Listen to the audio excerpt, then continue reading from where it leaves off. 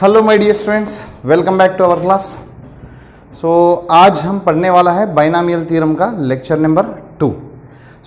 कल binomial theorem के बारे में लेक्चर नंबर 1 में मैंने बताया था बाइनॉमियल थ्योरम क्या है, बाइनॉमियल क्या है, उसका अलग अलग पावर्स है तो उसको कैसे एक्सपेंड करते।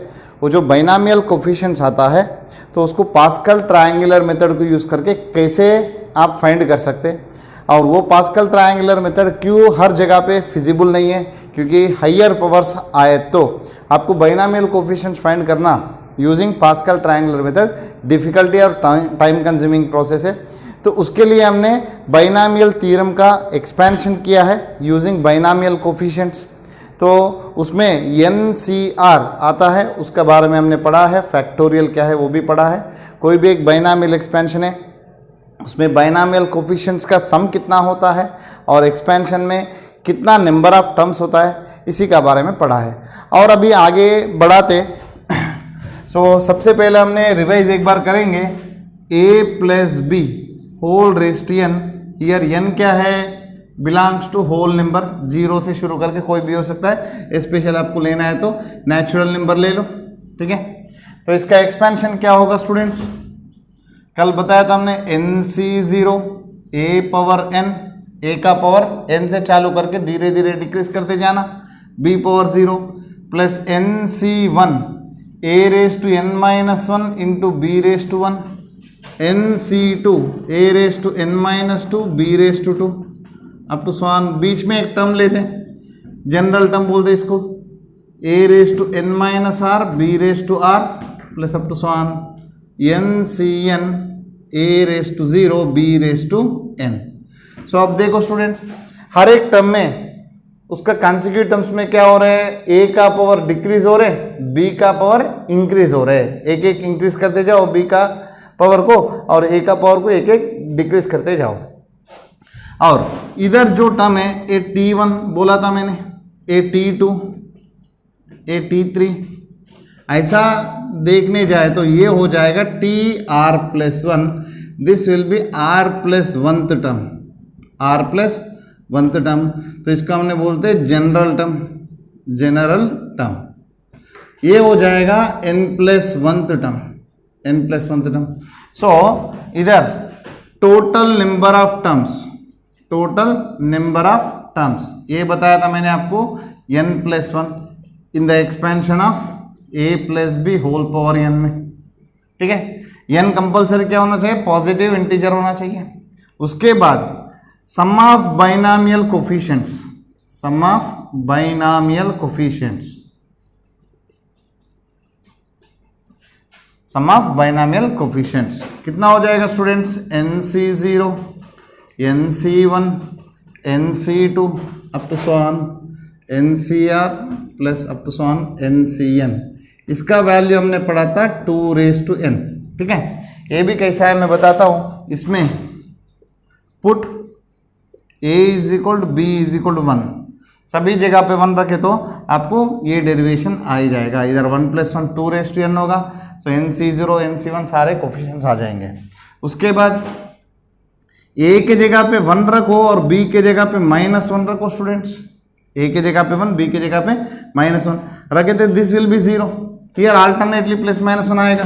इधर से आपको आ जाएगा NC0 minus NC1 plus NC2 minus NC3 up to so on, last में क्या आएगा पता नहीं, -1 power n into NCN, this will become 0, ठीक है। इसमें सारे जो NC1 NC3 है इसको हमने बोलते हैं इवन टर्म्स कोफिशिएंट। देखो NC0 है odd term, first term, third term, fifth term, ऐसा। आड टर्म्स का coefficient is equal to even terms का coefficient. NC0 plus NC2 plus NC3 4 positive terms को इधर रखा up to so on is equal to NC1 plus NC3 plus NC5 up to so on. ये term नहीं लिख रहा क्योंकि ये आड है या इवन है पता नहीं, that depends on the value of n। ये टोटल वैल्यू जो है सम p मान लो, ठीक है। हाँ, अब देखो ये वाला फार्मूला से ये दोनों को ऐड करो, देखो इसको ऐड करें तो क्या हो जाएगा, this is also p, this is also p, total कितना हो जाएगा 2p। 2p is equal to NC0 add कर रहा हो तो plus NC1 plus NC2 plus NC3 up to so on last तक जो भी है सारे NCN आ जाएगा, और प्लस हो सकता है माइनस होता है, हमेशा प्लस ही हो जाएगा। ठीक है, सो माइनस वाला है तो इसमें होगा, प्लस वाला है तो इसमें होगा। सो टोटल इक्वल मिला के सारे टर्म्स का बायनॉमियल कोफिशिएंट्स आ गए। तो इसका वैल्यू भी P था, इसका वैल्यू भी P था, ये दोनों को ऐड करो तो कितना है 2P, तो ऐड करो तो क्या हो जाएगा NC0 NC1 NC2 NC3 NC4 NC5, ऐसे सारे के सारे बायनॉमियल कोफिशिएंट आएंगे। इसका वैल्यू कितना था, इधर हमने प्रूव कर दिया 2n, so 2P value 2n, from this P value हो जाएगा 2n-1, एक 2 से डिवाइड किया। सो इससे आपको पता चल रहा है इवन टर्म्स की coefficients sum is equal to odd terms का कोफिशिएंट का sum is equal to 2n-1 होगा, ये याद रखना। सो कोई भी बायनॉमियल एक्सपेंशन में ऑड टर्म्स है उसका कोफिशिएंट्स का सम, इवन टर्म्स है उसका कोफिशिएंट्स का सम, दोनों सेम होंगे और उसका वैल्यू हो जाएगा 2n-1। ठीक है, सो ये बायनॉमियल कोफिशिएंट्स का थोड़ा रिलेशन है स्टूडेंट्स। तो उसके बाद ये होता है जनरल टर्म। ठीक है, इसके बाद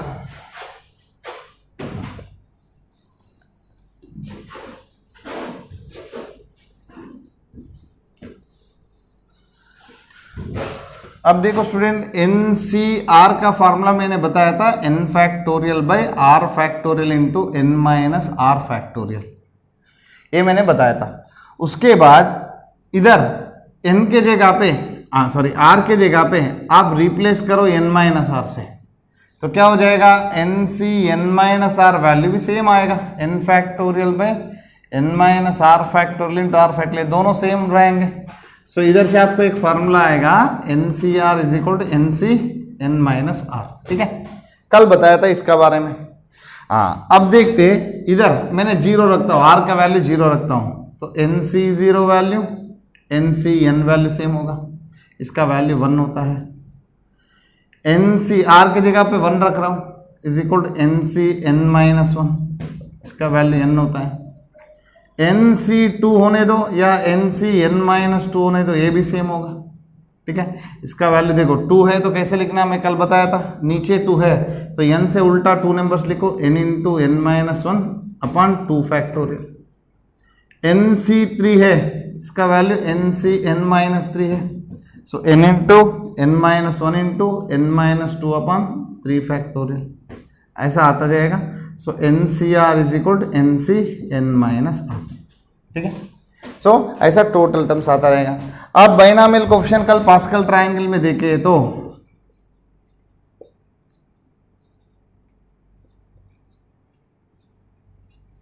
देखो, सो इसमें फर्स्ट और लास्ट सेम होगा, देखो फर्स्ट और लास्ट सेम है, सेकंड और सेकंड लास्ट भी सेम होगा, देखो ये दोनों।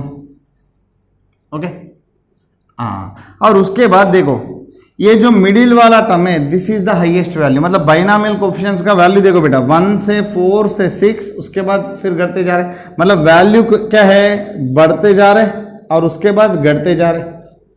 ठीक है, और इसके बाद वाला लिखता हूं 1 5 10 10 5 1। इधर देखो, इधर क्या है, इधर से इधर तक बढ़ते जाके फिर इधर दोनों इक्वल हुआ, उसके बाद घटते जा रहे। इधर भी फर्स्ट और लास्ट सेम है, सेकंड और सेकंड लास्ट सेम है, थर्ड और लास्ट थर्ड सेम है। सो ये जो NC0 NC1 है बायनॉमियल कोफिशिएंट्स है। Okay, NCR will increase from R is equal 0 से शुरू करके, देखो ये क्या हो जाएगा स्टूडेंट्स, ये मैं मिटा रहा हूं, ये हो जाएगा 4C0 4C1 4C2 4C3, ये 4C4 है। इधर 5C0 5C1 5C2 5C3 5C4 5C5। अब देखो 0 1 2 अप टू 2 तक बढ़ रहे, उसके बाद घट रहे, तो R वैल्यू मतलब n वैल्यू 4 है अप टू 2 तक, मतलब 4/2 तक R वैल्यू 4/2 तक बढ़ रहे। इधर देखो 5C0 5C1 5C2 इधर तक बढ़ रहा है और 2 का 3 का वैल्यू सेम है, उसके बाद घट रहे। सो इधर ये 2 कैसे आएगा, देखो 5 माइनस 1/2 करो, ये 3 कैसे आएगा, 5 प्लस 1/2 करो, ठीक है। सो ये लार्जेस्ट बाइनॉमियल कोफिशिएंट्स होता है, ये भी लार्जेस्ट बाइनॉमियल कोफिशिएंट होता है। सो इधर मैंने पहला ये लिखता हूं, largest binomial coefficient, largest binomial coefficient, सबसे ज्यादा बाइनॉमियल कोफिशिएंट का वैल्यू कब आएगा, 2 केसेस है, NC(n/2) होता है when n is even, n is even, ठीक है। इनकेस n वैल्यू आड है तो NC(n-1/2), इसका वैल्यू NC(n+1/2), इसका वैल्यू सेम होगा when n value odd number है। तो वही देखा था, इधर देखो 5 है, 5 का वैल्यू किधर बड़ा हो रहा है बेटा, 5C3 पे, 5C2 पे, 5C3 पे, तो 5C2 value 5C3 value same है। इसको हमने ऐसा लिख सकते हैं 5C 5-1/2 या 5C 5+1/2, ठीक है। सो जो बाइनॉमियल कोफिशिएंट लार्जेस्ट बाइनॉमियल कब होगा, इवन नंबर है तो बराबर हाफ में होगा, आड नंबर है तो दोनों आएंगे, दोनों सेम रहेंगे, NC(n-1/2), NC(n+1/2). इधर आप देखो NCR will increase from 0 to n/2 तक इफ n इज इवन। सो 0 से शुरू करके n+1/2 तक या n-1/2 तक इंक्रीज होगा, उसके बाद इधर n+1/2 पे इक्वल होगा, उसके बाद डिक्रीज होते जाएगा, ठीक है। सो अब देखो NCR वैल्यू कैसे इंक्रीज होगा, 0 से शुरू करके n/2 तक इंक्रीज होगा व्हेन n वैल्यू इवन।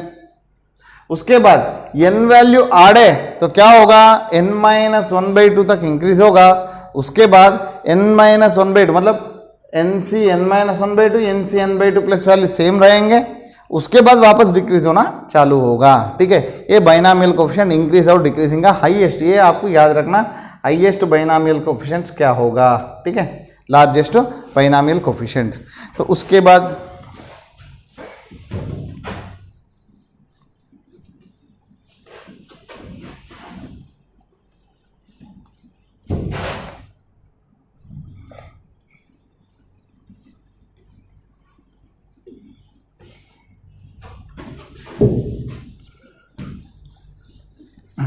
अब देखते हैं स्टूडेंट्स। सो मोस्टली हमने ए वाला फार्मूला यूज करते हैं, इसमें ए के जगह पे 1 रख रहा हूँ, बी के जगह पे x रख रहा हूँ, 1 + x होल पावर n, ये हो जाएगा NC0 plus NC1x plus NC2x² plus NC3x³ up to so on NCRx⁴ up to so on NCnx⁴n, ठीक है। सो ये होगा स्टूडेंट, ये सबसे ज़्यादा हमने यूज़ करते फार्मूला, ये इंपॉर्टेंट याद रखना। सेम टू सेम 1 - x⁴n लेते हो, क्या हो जाएगा, NC0, x के जगह पे -x रखा तो इधर माइनस होगा, इधर -x का होल स्क्वायर है तो प्लस, इधर माइनस, मतलब अल्टरनेटली प्लस माइनस साइन आ जाएगा, n+2x² माइनस n+3x³। इधर क्या साइन आएगा पता नहीं है, उसके लिए -1/r इंटू x⁴r। इधर भी क्या साइन आएगा पता नहीं है, उधर भी -1/n इंटू x⁴n, ठीक है स्टूडेंट्स। अभी देखते हैं इसमें ये जो पूरा एक्सपेंशन आया है, इसको हमने सिंपली ऐसा लेते हैं f ऑफ x, ठीक है। हाँ, कभी भी आपको sum of all coefficients in any polynomial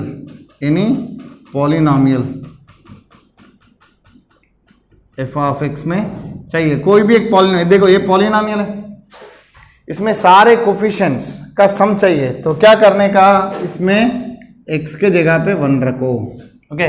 x के जगह पे 1 रखे तो क्या होगा student, NC0 NC1 NC2 up to so on, okay. So वापस इधर लिख रहा हूँ, इसको हमने सिंपली ऐसे लिख सकते हैं, summation r = 0 to n NCR, समझे स्टूडेंट। समेशन का मतलब है सम फंक्शन है, ओके। सो ये जो पूरा एक्सपेंशन को मैंने ऐसा लिख सकता हूँ, summation r is equal 0 to n, general term जो है वो लिख दो, इधर भी summation r is equal 0 to n NCR -1 power r into x power r. So उसमें आर वैल्यू 0 1 2 3 4 ऐसा रखते जाओ, आपको एक एक टर्म आएगा, बीच में साइन प्लस रखना क्योंकि ये सम फंक्शन है, समेशन, ठीक है। हाँ, इसमें n वैल्यू में 1 रखते, मतलब इधर r वैल्यू 0 1 2 3 रखता हो तो क्या हो जाएगा स्टूडेंट्स, तो NC0 NC1 up to so on NCN, इसका वैल्यू देखो ये सम आ गए, इधर रखे तो 1 + 1 2 raised to n, ये ऑलरेडी हमने पढ़ चुका है 2 raised to n, ठीक है। और उसके बाद sum of coefficients of even terms, okay, even terms या even powers of x, even powers of x, okay. उसके बाद sum of coefficients of odd powers of x, ठीक है, sum of the coefficients of even powers of x odd powers of x। देखो इसमें even power क्या है students, a और a और a ऐसा आता है, a नहीं सॉरी पावर 4 वाला, ठीक है। हाँ, सिर्फ ये चाहिए, ये नहीं चाहिए तो क्या करना चाहिए मुझे, ये दोनों को ऐड करना चाहिए ताकि ये दोनों कट हो जाएगा। अब ये दो टर्म्स आएंगे, NC0 दो टर्म्स आएंगे, NC2 दो टर्म्स आएंगे, उसके लिए क्या करना, 2 से डिवाइड करो और सिंपल सी बात है। सो f(1), ओके, f(1), ये क्या है स्टूडेंट, ये f(-x) है, ठीक है। x के जगह पे हमने क्या रखा था, -x रखा था, ठीक है।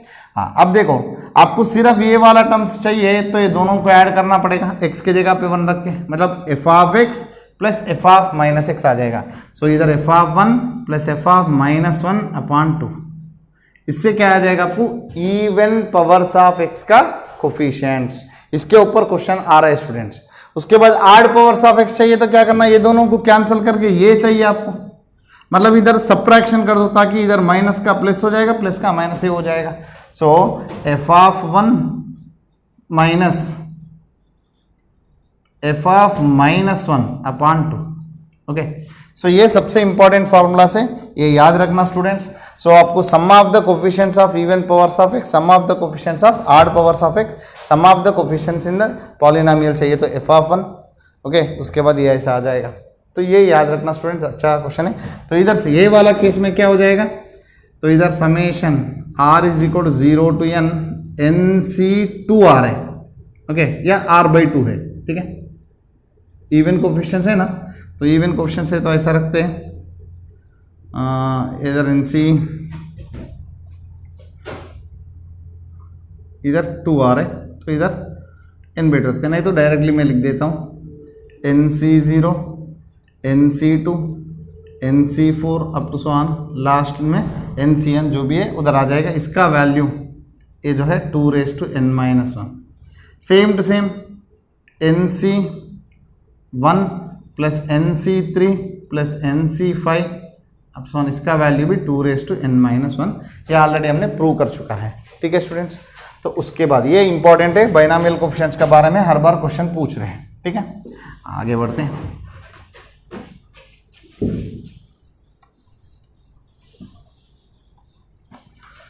अभी इधर NCR is equal to NCS आया है, NCR is equal to NCS आया है, तो कंडीशन क्या क्या होगा अब देखते स्टूडेंट्स। इसका फार्मूला इधर लिखते, क्या क्या कंडीशंस आएगा इधर लिख देंगे, ठीक है।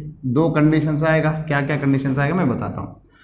देखो दोनों इक्वल है तो n सेम दिख रहे हैं, R same sorry C same दिख रहे हैं, SS सेम होना चाहिए। So R is equal to S एक तो होगा ही होगा, ठीक है। हाँ, उसके बाद NCR को आप कैसे लिख सकते हैं, NCN-R लिख सकते हैं, NCS को एज इट इज रखो, तब ये दोनों सेम है तो ये नीचे वाला पार्ट भी सेम होना चाहिए, तो n-R इज इक्वल S हो जाएगा। So n is equal to R plus S होना चाहिए। सो ये दूसरा कंडीशन है, R plus S is equal to n।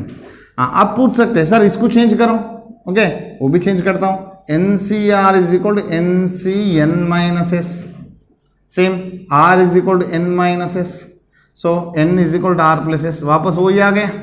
हाँ सर दोनों को चेंज करो, तो n c n minus r is equal to n c n minus s, n minus r is equal to n minus s, n n cancel, r is equal to s, तो भी पहला वाला condition है। So finally आपको 4 condition तो आ रहे हैं, but finally ये 2 कंडीशन ही फाइनल हो जाएगा, मतलब ये दोनों सिमिलर कंडीशन आ रहे हैं, तो 2 बार लेने की जरूरत नहीं है। So n C r is equal to n C s है, तो r is equal to s या r plus S is equal to n होना चाहिए। मान लो आपको ऐसा दिया है 10cr is equal to 10c9, तो r वैल्यू क्या हो सकता है? सो सीधा एक तो r इज इक्वल टू 9 हो सकता है, r दूसरा condition r plus 9 is equal to 10, मतलब r इज इक्वल टू 1 भी हो सकता है। समझे स्टूडेंट? ये सिंपल क्वेश्चन है, ठीक है। जब 2 बाइनोमियल कोएफिशिएंट सेम है तो नीचे वाला जो पार्ट्स है ऊपर सेम है और सी सेम है, और नीचे वाला पार्ट्स भी सेम होना चाहिए, मतलब r इज इक्वल टू 9 होना चाहिए, ठीक है।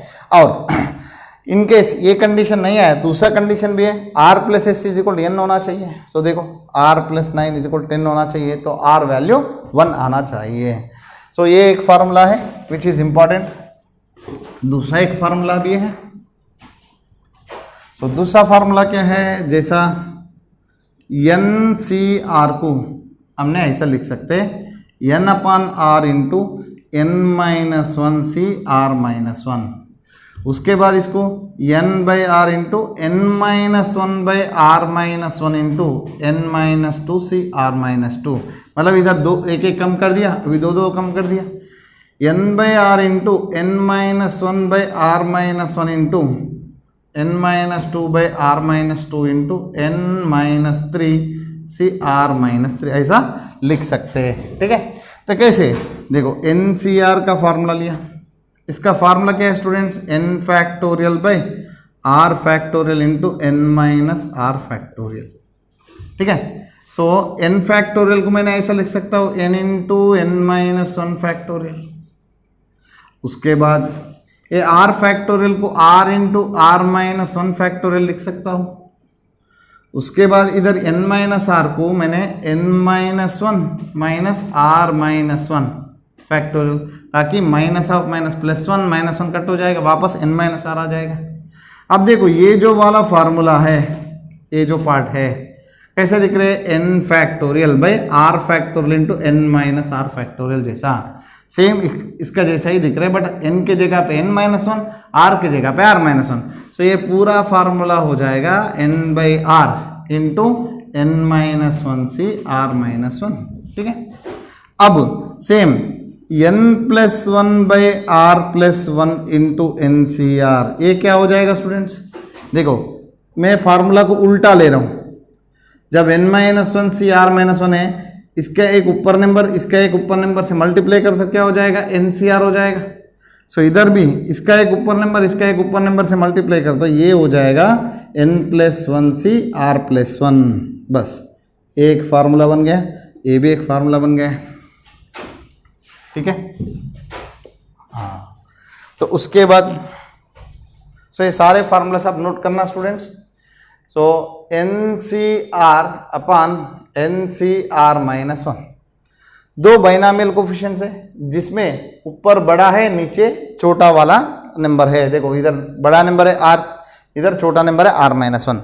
तब इसका वैल्यू क्या होगा? सीधा डायरेक्टली देखो दिस माइनस दिस, मतलब ये जो n माइनस आर माइनस 1 क्या हो जाएगा? n माइनस आर प्लस 1 अपान ये जो r है नीचे लिखो। इसको याद रखने का तरीका है, मतलब ये दोनों का सब्ट्रैक्शन ऊपर लिखो बाई r लिखो। कैसे? हाँ अब देखते हैं। NCR का फार्मूला क्या है students? n factorial by r factorial into n minus are factorial था, ठीक है। हाँ अभी डिनोमिनेटर का लिखता हूं।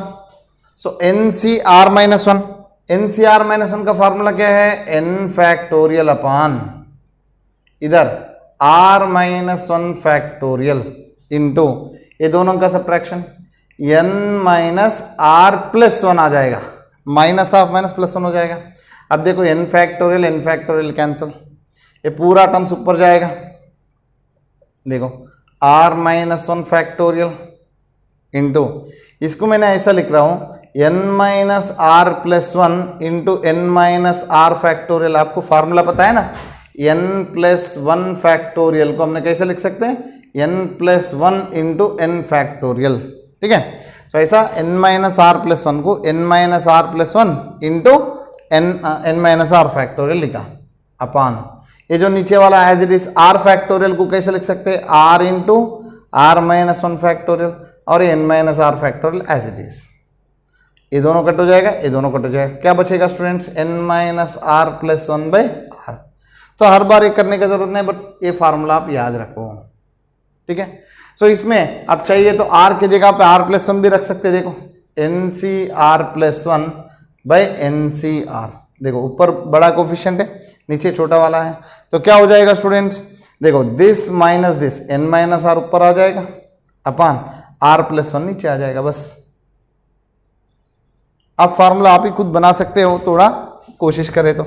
सो ये फार्मूला से उसके बाद और एक फार्मूला है, सो जिसे क्वेश्चंस जेडब्ल्यू में आ रहे। सो देखो students, N C R plus N C R minus one, दो कॉन्सिक्यूटिव बाइनॉमियल कोफिशिएंट्स है, इधर दोनों सेम होना चाहिए, इधर डिफरेंस वन होना चाहिए, तब क्या हो जाएगा, ए वैल्यू को एक बढ़ा दो n प्लस वन सी, ये जो नीचे दो कोफिशिएंट है इसमें सबसे बड़ा नंबर क्या है, आर है, तो आर ले लो। ठीक है, एक ऐसे साथ चलो इसका भी प्रूफ करते हैं। एन सी आर का फॉर्मूला क्या है, N factorial by R factorial into N minus are factorial plus इसका फॉर्मूला क्या है, N factorial upon R minus one factorial into ये दोनों का subtraction N minus are plus one, minus of minus plus one हो जाएगा। अब देखो स्टूडेंट्स, दोनों में से मैंने एन फैक्टोरियल कॉमन ले सकता हूं, लेने के बाद this become one upon a r factorial है, a r minus one factorial है, इधर मैं क्या करता हूं, आर से मल्टीप्लाई एंड डिवाइड। ठीक है, मल्टीप्लाई एंड डिवाइड, तो क्या हो जाएगा, ए आर फैक्टोरियल तो एज इट इज, हाँ इसको मैं क्या करता हूं, n minus are plus one से multiply and divide. Okay, n minus are plus one into N minus r. ठीक है, इसका आगे नंबर, ओके आगे नंबर क्या होगा, एन माइनस आर है तो N minus are plus one होगा, उससे मल्टीप्लाई किया, समझा। ये सेकंड वाला एक्सप्रेशन को आर से मल्टीप्लाई एंड डिवाइड किया, फर्स्ट वाला एक्सप्रेशन को N minus are plus one से मल्टीप्लाई एंड डिवाइड किया प्लस। ठीक है, सो ये हो जाएगा R upon R into are minus one factorial हो जाएगा, are factorial upon N minus are plus one factorial. अब देखो स्टूडेंट्स, दोनों का डिनोमिनेटर सेम है, देखो मैं लिखता हूं n factorial n minus are plus one upon ये हो जाएगा are factorial as this become इसका फैक्टोरियल, ए प्लस वन को मैंने आगे लिखता हूं n plus one minus are factorial plus इधर also same r upon are factorial into N plus one minus are factorial. अब देखो स्टूडेंट्स, दोनों का डिनोमिनेटर सेम है तो न्यूमरेटर डायरेक्टली ऐड हो जाएगा, आर आर कैंसिल। अब देखो क्या बचा स्टूडेंट, एन प्लस वन बचेगा, N plus one into N factorial, N plus one into N factorial upon are factorial into N plus one minus are factorial, this become N plus one factorial upon are factorial into N plus one minus are factorial. अब देखो this is in the form of N plus one C R, देखो आ गए। सो थोड़ा cluster लगता है but थोड़ा practice करो स्टूडेंट, ये बहुत आसान फार्मूला है, इसके ऊपर हर बार मतलब हर एक दो साल में तो क्वेश्चन आ ही रहे, तो ये इंपॉर्टेंट वाला फार्मूला है। ठीक है, हाँ उसके बाद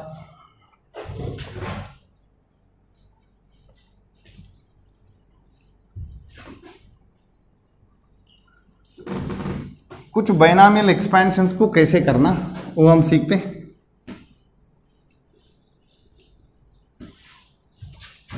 जैसा आपको दिया है 2x plus 3y whole power 4 पूछा है, दूसरा 3x minus 5/2y whole power 6 दिया है। ठीक है, हाँ इसका एक्सपेंशन कैसे करना है देखो, पहला क्या आ जाएगा स्टूडेंट 4c0 आएगा, पहला टर्म जो है 2x पावर 4 3 बाई तो नहीं रहेगा प्लस 4c1 ठीक है इंटू 2x का पावर एक घटा दो 3 into 3 by plus 4c2 2x का पावर और भी कम कर दो 3 बाई का पावर बढ़ा दो प्लस 4c3 2x का पावर घटा दो 3 बाई का पावर बढ़ा दो प्लस 4c4 3 बाई का पावर बढ़ा दो 2x तो चले जाएगा।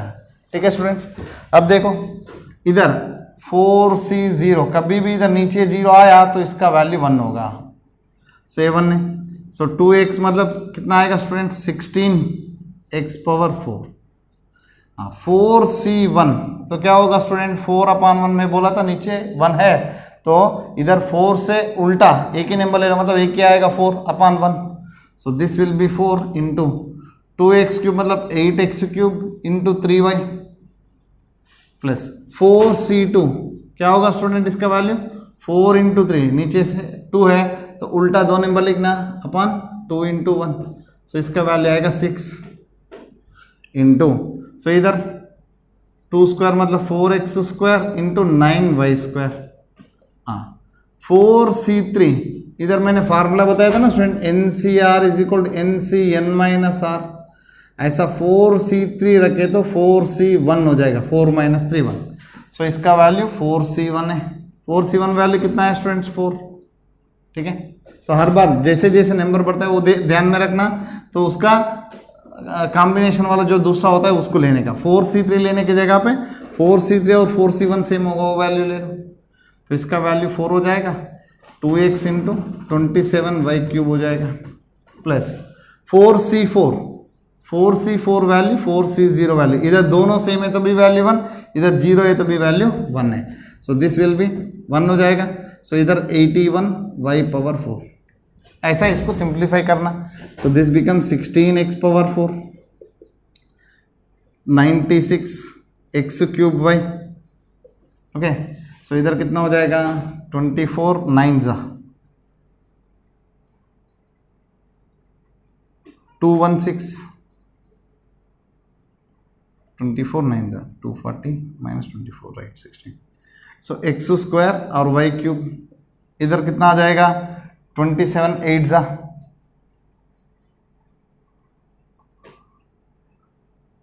216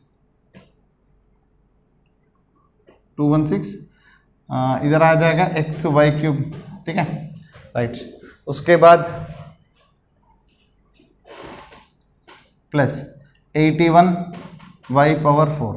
देखो स्टूडेंट, सो ये इसका एक्सपेंशन हो जाएगा। ठीक है, ऐसा सिमिलर वे ये जो पावर 6 है इसको एक्सपेंड करना है, तो देखो students, so 3x minus 5/2y whole power 6, ये क्या हो जाएगा स्टूडेंट 6c0 पहला वाला पावर 3x पावर 6 है। उसके बाद इधर माइनस है तो अल्टरनेटली प्लस माइनस आएगा, तो माइनस 6c1 सो 3x power 5 into 5/2y power 1 आएगा प्लस 6c2।